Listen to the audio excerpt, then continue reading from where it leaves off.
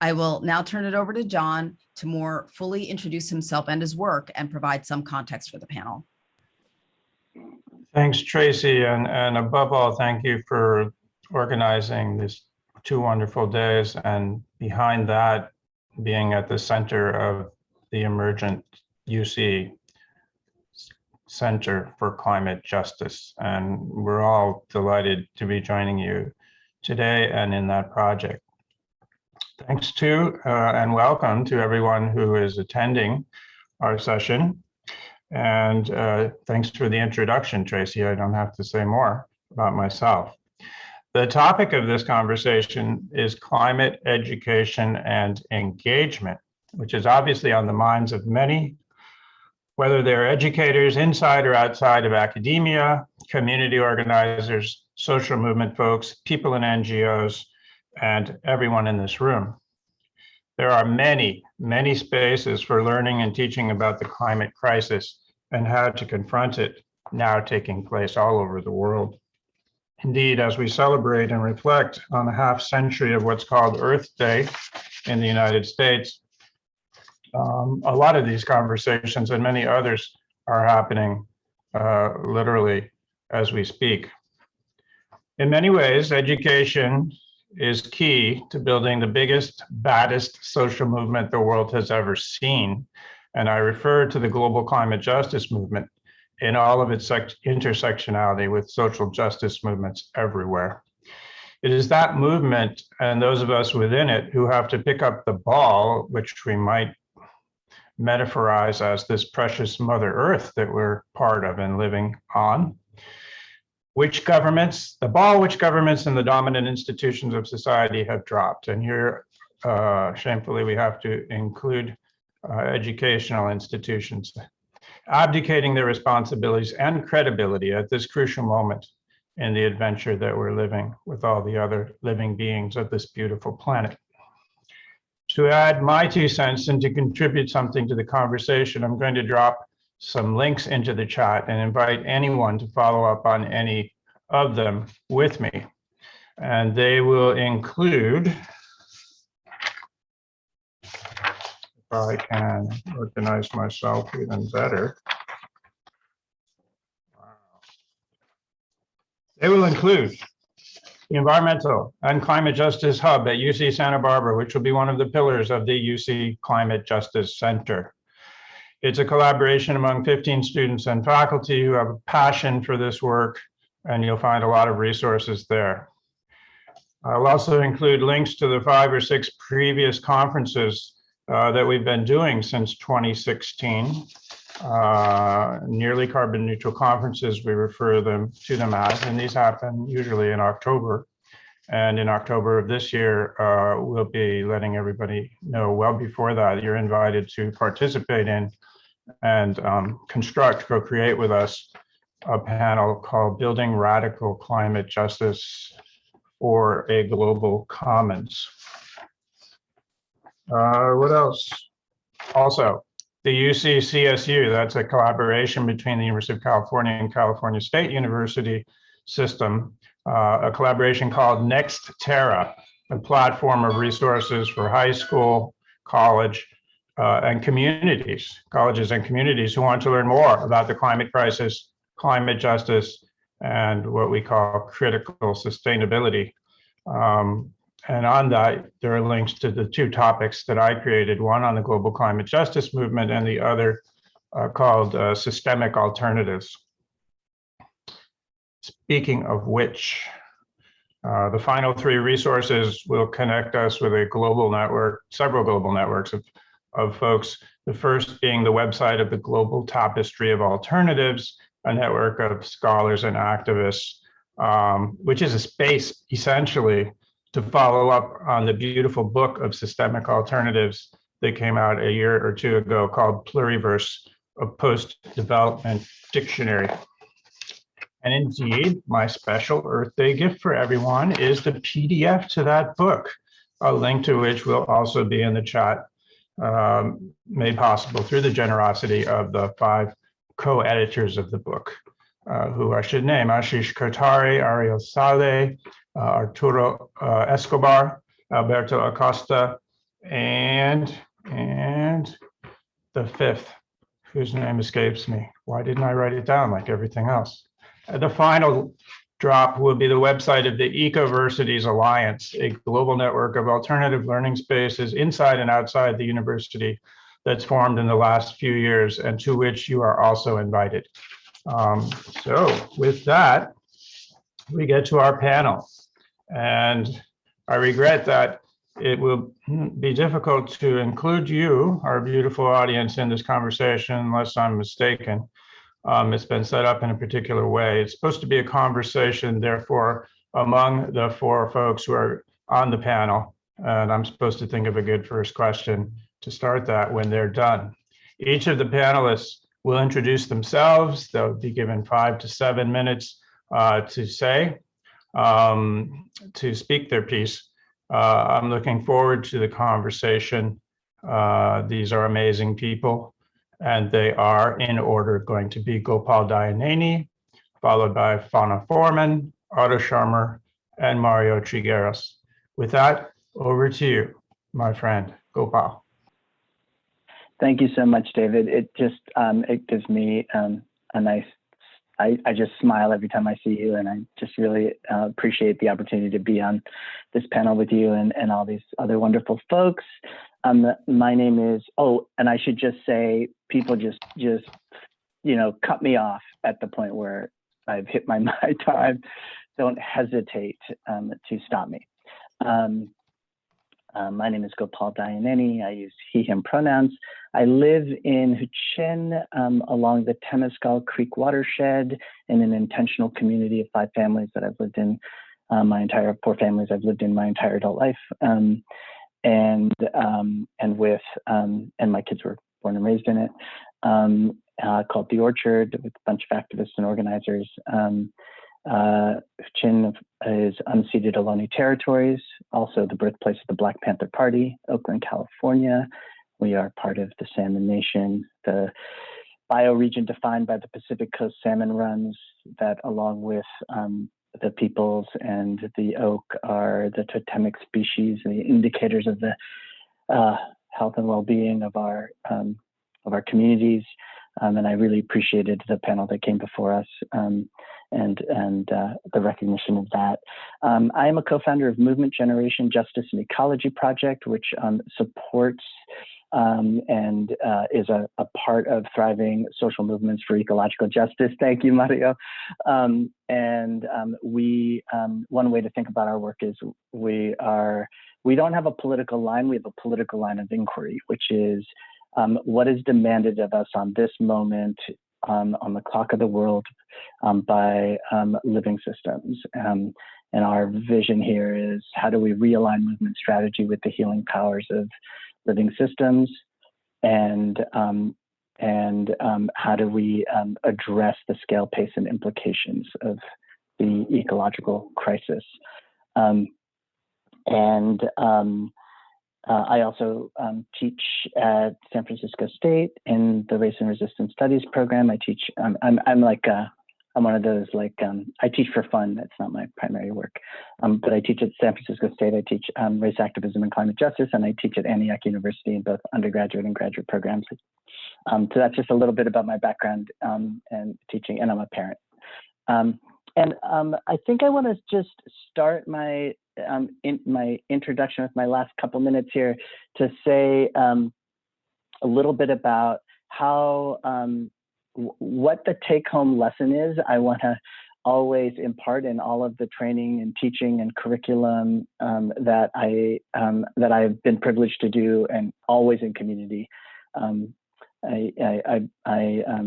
don't think there's been an original thought in thousands of years, and I won't claim to have one. So, but all ideas are generated collaboratively. So I practice in community, and what I really want everyone to understand, when particularly as we address climate and ecology, is that this central principle that we have, which is, if you want to understand the climate crisis, and if you want to understand the scale, place, and implications of the climate crisis, It is absolutely insufficient to look up at the atmosphere and count carbon. You have to look down at the economy, at the exploitation of land, labor, and living systems, and the erosion of seed and of soil and of story. And that the landscape of struggle is in the economy, literally the management, stewardship, or care of home, and not in the atmosphere. And in fact, the implications of that recognition or that understanding change everything about how we understand the problem, understand our relationships to each other, how we think about the work, and it leads to a deeply, not just intersectional, but interwoven approach to ways of knowing, ways of being, ways of acting. And so that's really at the heart of our work at Movement Generation, and what I hope to bring into my teaching. And I want to just say that involves not like teaching science and social justice, to integrating science and social justice, including traditional ecological knowledge and systems thinking approaches. And when I say integrating, I don't mean teaching them alongside each other or teaching them together. I'm talking about teaching them inside of each other all the time. And so for me, it's like when I teach about tipping points or lag effect, I'm trying to draw in what that tells us about social organization, about social movements, about points of intervention, about ways of taking action in the world, about racial, economic, and social justice, and how those are deeply interwoven, that racism is a form of biocide, just as pesticides and herbicides are a form of biocide. They are death to life. And that is the way we want to be thinking about this, not as like we bring science and social justice together, but that those are deeply intertwined ways of making meaning of the world if you apply them well. And I'll stop there. Thank you.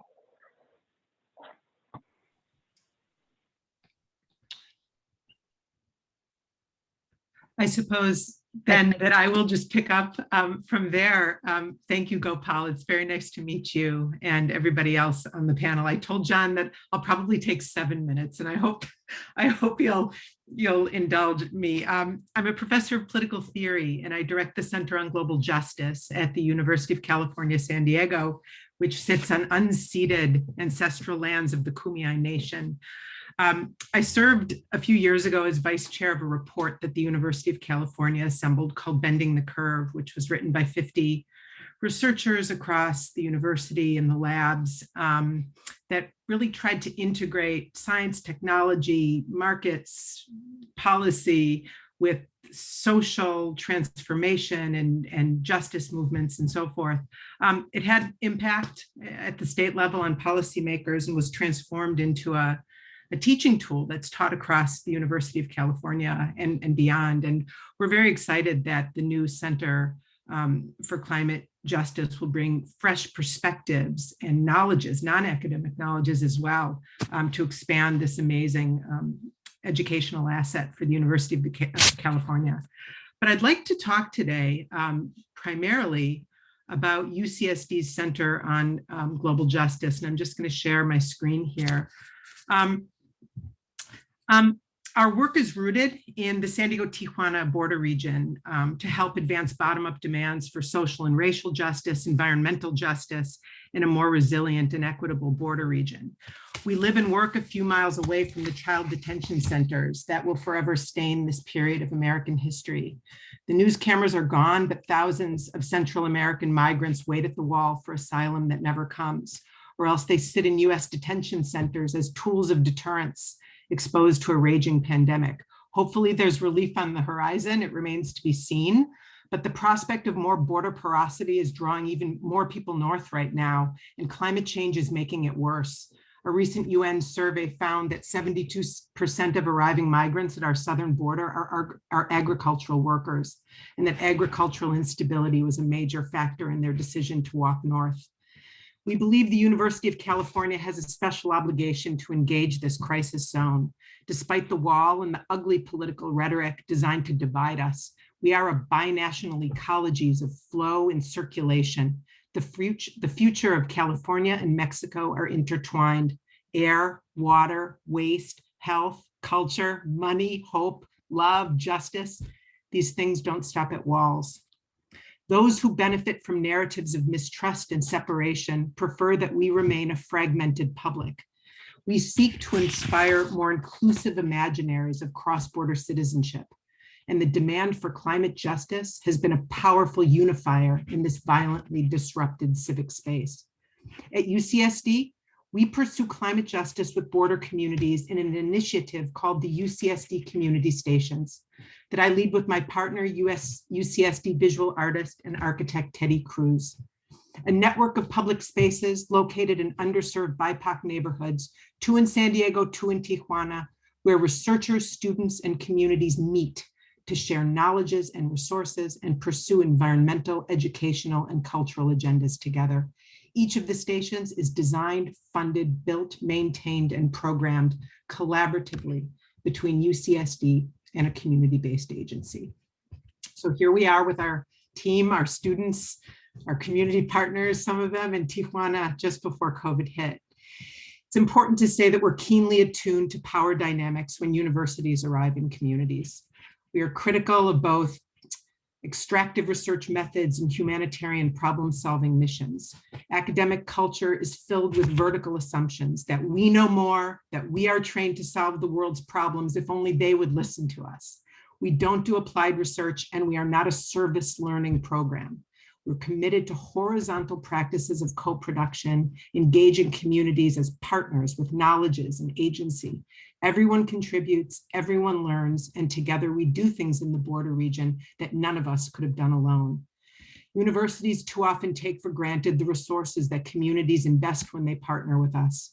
Time, space, social capital, labor, knowledges. As a matter of epistemic justice and labor equity, these contributions need to be validated and compensated. There's so much to say about the UCSD community stations, but I'll briefly introduce you to 2 of them. First, the UCSD Earth Lab is an open-air climate action park located in Encanto, a low-income BIPOC community in Southeast San Diego. The station is a partnership with community-based Groundwork San Diego. A few years ago, the school district gave us a 4-acre parcel to develop the park to serve the 8 public schools in walking distance of the site. Pedagogic zones are focused on habitat restoration through energy, water, food, and community, all wrapped by indigenous Kumeyaay practices. In the last month, the school district committed funds for a climate action design lab anchoring the park to the west. Before COVID-19 hit, 3,000 kids circulated through the Earth Lab each year, minds and bodies alive with curiosity, environmental empathy, and a sense of community agency. UCSD students served as youth mentors. Racial and environmental justice demand enhanced outdoor experiential opportunities for BIPOC youth in neighborhoods lacking green spaces and historically underserved by the educational system. Now, crossing the border into Tijuana, our stations live a mile apart in an informal settlement of 92,000 people called Laureles Canyon, which crashes against the border wall on the western periphery of Tijuana. This settlement is 40 minutes from our campus and highlights the dramatic proximity of wealth and poverty in this region. The canyon is highly susceptible to flooding, erosion, landslides, all exacerbated by the precipitation fluctuations of climate change. The canyon lacks water and waste management, and much of the trash and tons of sediment flow upstream, ending in the Tijuana River estuary on the US side. It's a hot mess and an important case study of bioregional interdependence. In the UCSD Divina Station, students lead community education and adaptation efforts focused on social protection from landslides and floods, ecological conservation of species, habitat restoration, to help young learners really understand and take ownership of their own communities. We really believe it's never too early to begin. There's no time to explore the other two stations. One is based in San Ysidro, California, home to one of the busiest land crossings in the Western Hemisphere and some of the worst air quality in the state of California. It lives inside a historic church that anchors a social housing project that we designed and built with our partners, Casa Familiar. And the other station lives inside Little Haiti, a refugee sanctuary in the most precarious and sub-polluted basin of the Laurelus Canyon, home at this moment to 800 Central American and Haitian refugees. The UCSD Alacran station broke ground a few months ago, designed to house 250 people. So much to say, so little time. Just to say, we believe the community stations are a scalable model. Universities everywhere can build relationships in ethical ways to advance local climate justice. And we're grateful to the Andrew W. Mellon Foundation for a transformational grant just last month that will carry this work into the future. Thank you so much. And I'm trying to stop my share.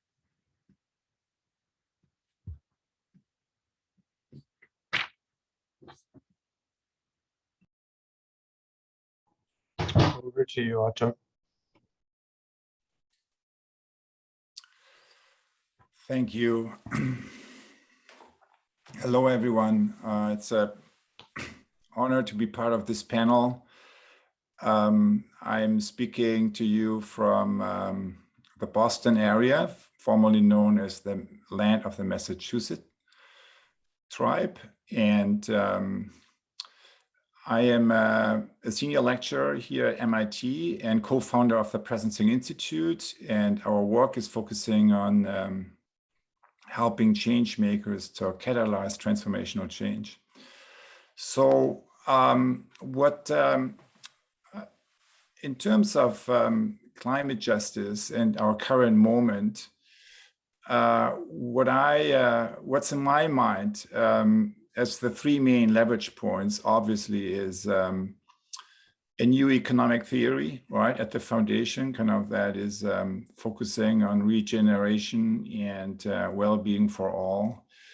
A transformational literacy, methods and tools. So the new economy basically is, a lot about collaboration, right, on an ecosystem level. And for that, you need methods and tools to actually make that happen, and tools for transforming the old system into something that works on a different set of principles, as everyone is laying out here. So these methods and tools for collaborative and collective leadership, I think that's the second piece. And the third one is new movement building infrastructures. And I want to just share one or two little stories around that, because I think that has a lot to do really with the future of higher ed and the future of education, which, could be an infrastructure really for movement building. And what I mean with movement building is really activating the potential for a whole different type of civilization that we all feel, but it's hard to activate. Most people you talk to today, right, they know that the old system is crashing the wall. They want to be part of a different story. They don't know how. That's actually true for most people today on this planet. And on the how, I think that's where we need to be more effective. So I remember with my colleague and friend, Martin Kalungu-Bandar, who's part of this organizing team here. Years back, we did a workshop in Zambia back then it was on HIV and AIDS, and kind of really building a movement around addressing some of the key issues. And we asked all the movement makers, kind of, which was a very broad coalition of people, how was it in your own life that you turned from knowing about the issue into becoming an activist? And without exception, every single person shared the same story. It was when, I knew a person that was affected. So it was kind of when it hits your own friends, your own circles, your own family. And so that's actually just something to remember. Kind of. And when we think about George Floyd, and what was it that last year generated the biggest movement ever, right? With 26 million people on the street. What was it? It was the clip. It was seeing what's actually going on and seeing it in a way that is reaching the heart, that's connecting the heart, that is moving the knowledge from the head to the heart. And so the racism was there decades, centuries before, right? But the catalyzing moment for the movement was, so in my mind, the power of seeing is really something. How is it that we can create these enabling infrastructures? So here at MIT, I run I have been for years running workshops with, executive groups kind of from different countries.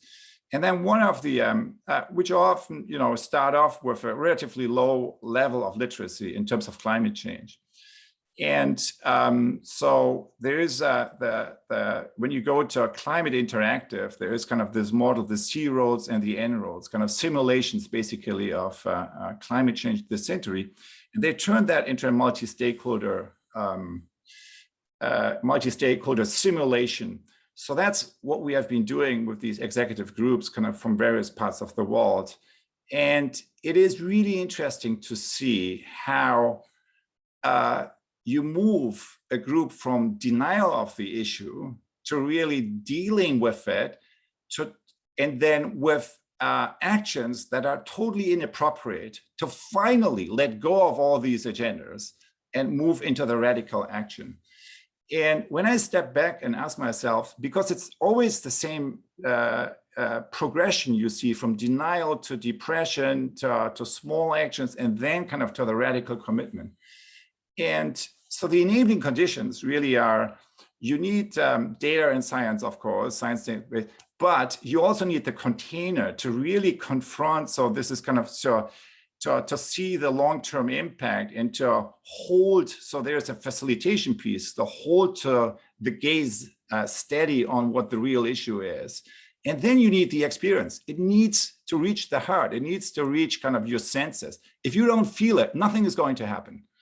And it's kind of, so having seen that so often, my mind is just, okay, so how do we build this at scale, right? How do we build this? And I think we need a new type of civic infrastructures that can activate the dormant potential. And it has to do with science, it has to do with holding spaces, it has to do with integrating the best knowledge, but also bringing in dialogue and deep listening. And deep listening means listening by opening your mind and opening your heart, right? Letting this reaching really who you are and your heart. And that's not only a question of intention, it's a question of technology, of technique, of method, right? Deepening, building the capacity to deepen the listening.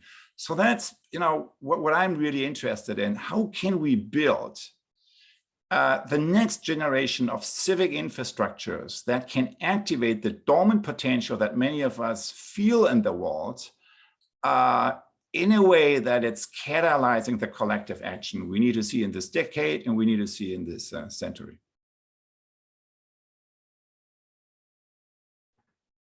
Over to Mario. Thank you, Otto. I just got to acknowledge and salute everybody who's come over the last couple of days, and Gopal, Otto, and Fauna. Just deep gratitude for your work. I feel very privileged and honored to be in conversation with you, and very excited about the launch of the Center for Climate Justice. Congratulations to all of you. My name's Mario Trigueros. John, I'm impressed you didn't butcher my last name. I've heard Tres Huevos, I've heard Triguerwolves. You said Trigueros, which is, I'm impressed. Thank you for that. I work at the Pachamama Alliance. We are headquartered in Rayatush land, Ohlone territory, we call San Francisco. It is a beautiful day. And I just, heads up, I've got a 6-year-old who is not in-person school, so she is floating around here. You may see me talk to her. Many people are parenting during this pandemic in pretty crazy ways, so you get to meet a little bit of my family today, potentially. So, you know, so much of the theme and the folks who've spoken about is this real key notion of transformation, and the Pachamama Alliance really goes at this target of climate justice education from the orientation of transformation. That as you dig into this issue, it is, as Gopal said, this is not a matter of carbon units in the atmosphere. This is a profoundly intersectional spiritual crisis, in addition to a political and an economic one. We got our work begun in Ecuador, working with folks to protect their land who were seeing extractive industry come in. They were seeing what was happening with their neighbors, and we were really successful. And the territory where we work and organize has remained free from extraction. Really powerful indigenous organizing happening there. And the more successful we were, though, the more it became clear where the actual source of the problem was. And it wasn't just the oil companies. There was the analysis that our indigenous partners gave was that it was the dream of the modern world that was actually causing this. It was our consciousness. It was our sense of how we fit with the cosmos, our sense of separation from each other, from our own sort of spiritual selves, from the natural world. And so we set about figuring out how to go about changing the dream of the modern world. And we started it with what we call transformational workshops, which were in-person workshops that really try to change people's orientation to some of the biggest issues that we've got. Hi, love, if you want to say hi, it's okay. So we began with a workshop called Awakening the Dreamer, and it got launched around the 90s when climate was not part of the collective consciousness. This is before An Inconvenient Truth.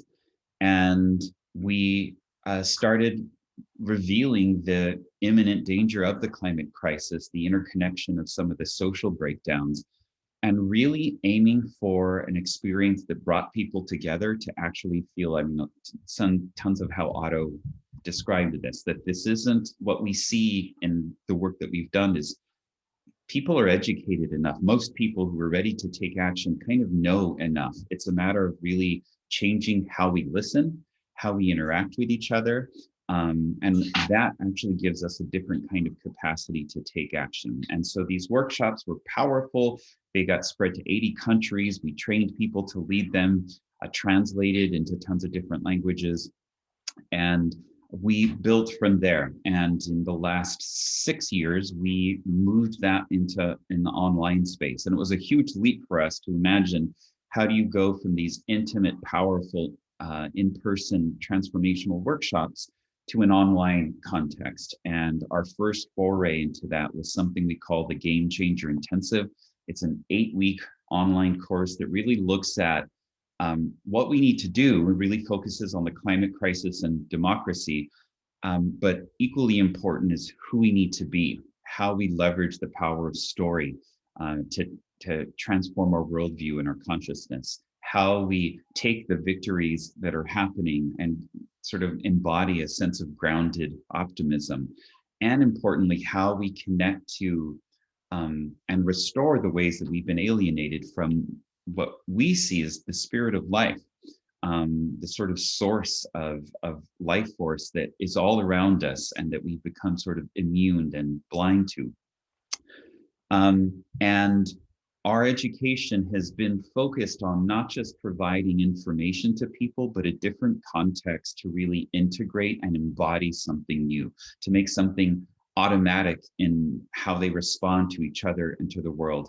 And one of those, and the most recent one, was something we called the Drawdown Initiative, which was inspired by Project Drawdown's work. And something that just really moved us was they did absolutely incredible research, but they found that it doesn't just have to be mitigating and slowing down this climate crisis, that we can actually reverse it. And for so many people who care about this, it helped us penetrate through the apathy, the heartbreak, the grief that had paralyzed us, and actually mobilize into action. So what we're always looking for is, what is the context we can do to transform that despair, apathy, paralysis into embodied action. And what we find is it's a journey. It's a long journey. Otto and ULab just describes this so beautifully, the journey of grief to despair, taking actions, and then radical action. Excuse me if I butchered this. That journey can sometimes take a year, 2 years of returning back to core content and core relationships to really anchor in what we have seen, really felt in our work in Ecuador, anchor in our inherent interconnectedness. When you go down to the rainforest, there is a palpable energy that is there, a palpable presence that is undeniable. And it reminds you of your home and that you are life in this. And this is really what climate justice, I feel like, affords us. It helps us break down unnatural and unnecessary divisions. There is no division between what is going on with the climate and what is happening with people. Racism is a manifestation of a sense of separation and exploitation that ends up getting translated onto ecologies and trees and whatnot. So remembering our place in that ecosystem and embodying it is kind of what we take on, and what we see as key to engaging people in climate action. We see that we are going to be victorious in this, and we are going to address this climate crisis. But to really build a future that's worth fighting for, we really need to embody something new, a new way of, it's actually an old way of being human, but restoring that consciousness of how we belong and who we belong to. I'll pause there. Thank you, Mario. Thank you, Gopal. Thank you, Otto. Thank you, Fona. I was asked to think of a good question to initiate a conversation among the panelists. And something came to me in the middle of the panel itself. And I'd like to try a little learning experiment and turn all of our wonderful teachers back into students and learners who they realize they already are. So some of the keys to learning together, in my experience, in my heart, include imagination, creativity, love itself, and openness. And in that spirit, I'd like you to imagine that you're sitting down at somebody's kitchen, at their kitchen table.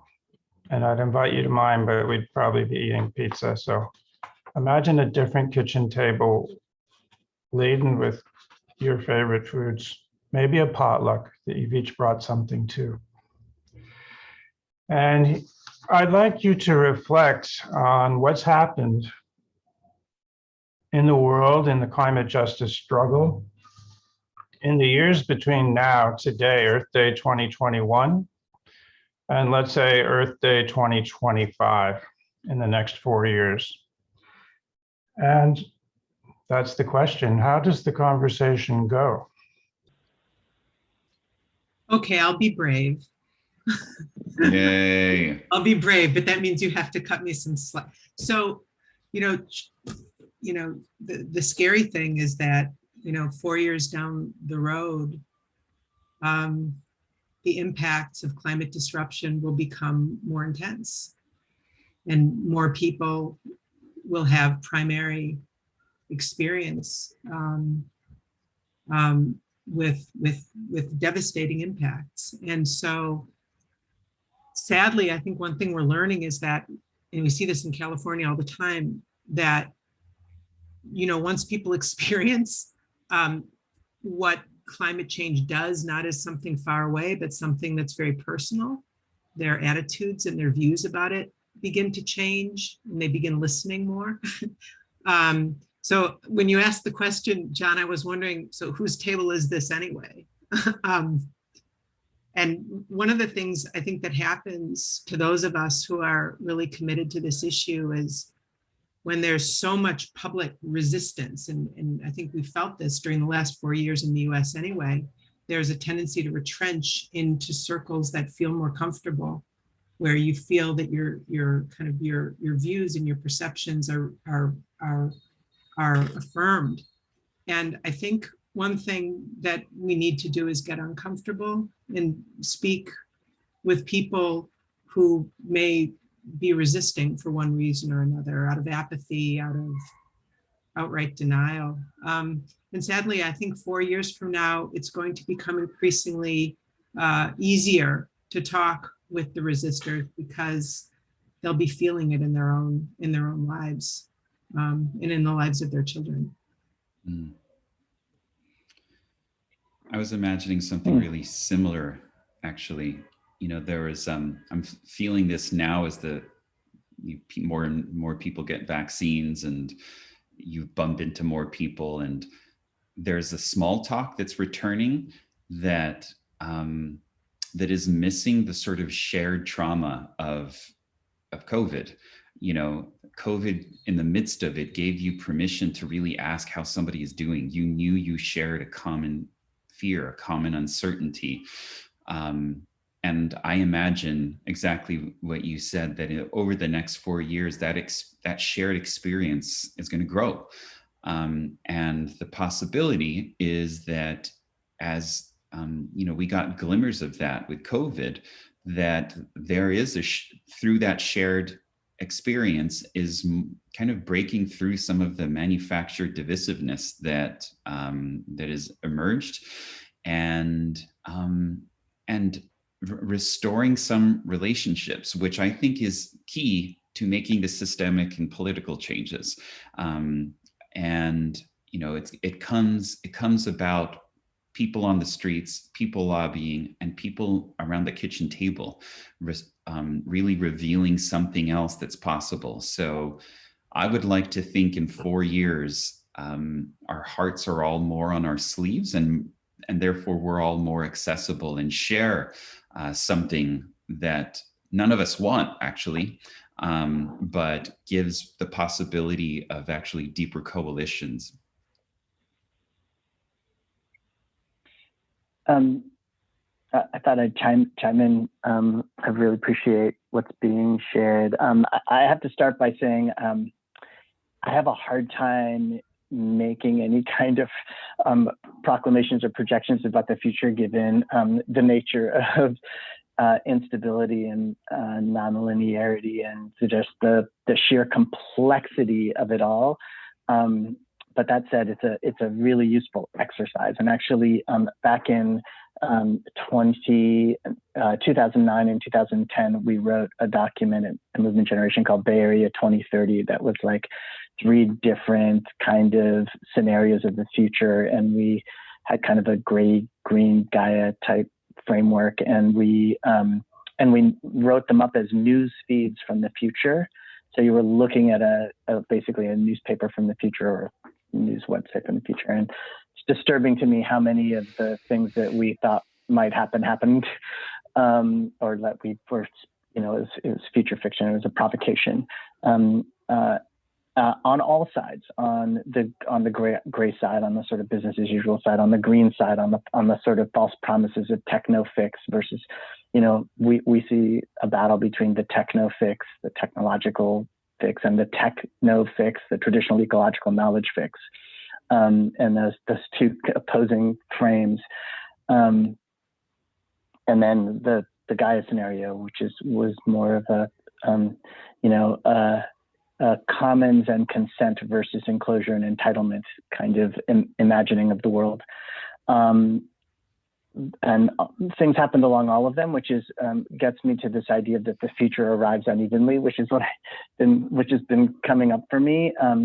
I think one thing that's interesting for me as I think into the future is that I did not imagine that climate justice would be the center of gravity of the climate movement in such a rapid time frame of transformation. And of course, we struggle to still hold on to the centrality of what that means. I think some people think of it as like the win-win scenario. We get to win on social issues and we win on climate. And it's not the win-win strategy. It's the only way to win strategy, because social inequity is a form of ecological imbalance and inherently results in greater ecological erosion. And so I see this center of gravity having manifested just a plethora of visionary solutions that maybe everything we need to win is here, or maybe everything we need is here right now and we haven't put it all together yet. And that's that sort of future arrives unevenly idea, because we tend to understand the problem at this scale that's hard to see. So we think the scale of the problem doesn't dictate the scale of the solutions, right? So we spend our time saying to ourselves, like, this planetary crisis and everything's warming and, you know, climate disruption, all of which is true, but the strategic point of intervention is someplace very, very different and hard to see all at once, even though it's all here happening now. And I think that as the crisis accelerates, which is true, there will also be new kinds of moments of ripeness. And I see us taking advantage of those moments. And that's not a kind of hope in the, I hope the plane doesn't crash hope, because I don't know how to fly a plane, but a sort of squinting onto the horizon of what I see in the world now. Just in this conversation, Fauna, the work that you shared, that's all new to me. And I'm like, I've been in the climate justice movement and working, and I'm one of the people who was at the table at the start of the Climate Justice Alliance. And I have probably hundreds of stories of amazing organizations all over Turtle Island that other people don't know. You know, it's like, it's here, it's happening. And the last thing I'll say is, and this is a bit of my provocation, is I hope, or I envision, or I aspire to 4 years from now, we're not talking about climate as the frame to hold the crisis that we're in. It is an inadequate way of understanding the scale, pace, implications, root causes of the crisis. Because it focuses our gaze on something separate from what we experience every day. And we can talk about health at the scale of, like, you know, the family, the community, the child, the ecosystem. We can talk about biological and cultural diversity. We can talk about our communities. Like, for me, the way in which climate is framed misunderstands and misdirects our heart and our attention. And in 4 years, I hope we actually are not drawing distinctions between prison abolition and riparian restoration. Because if you want to bring the salmon home and you think about what it takes to do that, you will become a prison abolitionist. And if you are a prison abolitionist and you think about what it takes to make that world come alive, you will fight to bring the salmon home. And that, like, we have to have a way of pivoting from a climate frame and a climate consciousness to a consciousness about global well-being, about sacredness, about interdependence, and about a web of life, a web of relations, a web of interdependence. Ooh. I really love what you just shared, and maybe just adding a little footnote to that, or case in point on part of what you said, Gopal. I was, when I was a young person, I was an activist in the green environmental movement in Germany and the peace movement, and both in Eastern Germany and Western Germany. And I actually led as a student in a peace study program right before the wall collapsed. So we talked with the civil rights movement in East Berlin and Eastern Europe right before the wall collapsed, a few months before. And it was instrumental to see, and I was, an activist myself the decade before, that even though the very forces who were at the front line of making the wall collapse and ending the Cold War system had no idea about the collective impact they were about to have. No idea.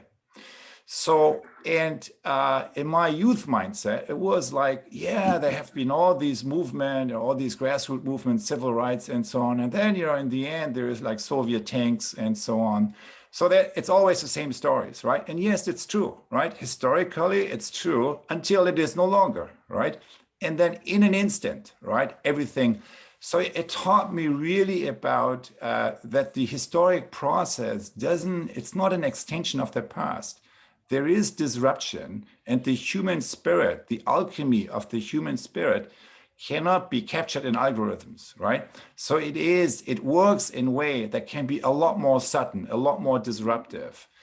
And I think what we see unfolding in 2020 to 24 or 25, your question, John, is the other shoe is dropping, right? We saw the collapse of socialism, of the Soviet system. That was a good thing, right? I mean, if you have been inside, you know why it was a good thing.